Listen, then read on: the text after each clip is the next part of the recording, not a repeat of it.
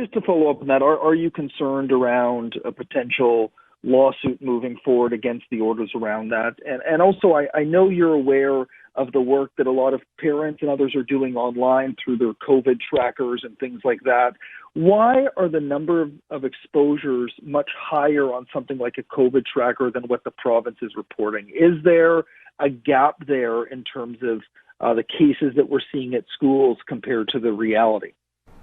Yeah, so in terms of the lawsuit, I laughingly say, that part of my job is being subjected to lawsuits, class action lawsuits, and other things. But you know what? We are putting in the measures that we believe are the best that we can do to protect communities, to protect our health, and protect us from transmission of this virus.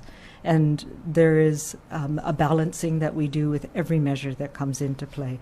What are the unintended consequences, whether they're positive or negative? What are the goals that we're trying to achieve? How do we make sure that we're doing the right thing at the minimum amount that we can possibly do? And that's the ethical dilemma that we're in. How do you do just the right amount to try and keep this virus from spreading rapidly and causing so much suffering? And there's no right answer to this. There's no perfect way of doing it. And I will always be accused of doing too much or not enough. So that's our life right now. I do not believe at all that we are affecting people's ability to, under the Charter of Rights and Freedoms, and actually I was quite gratified that Pope Francis said that very thing this weekend.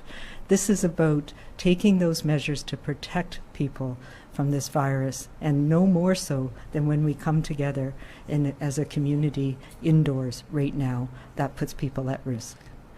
In terms of the online COVID trackers, I know that those are I have not actually seen any of them, but I can tell you that we are very diligent about posting exposures. There have been challenges, as you know, and yes, there is a social media network where people exchange information that we may not be aware of, so that can be out there ahead of time. It can be out there before notifications are put out there, and also there are exposure events that may happen in school-age people that may not be related to schools. So there are many different reasons why those could be different, but I know that the public health teams are working very diligently with each school to do the best that we can and to learn from every exposure event that happens.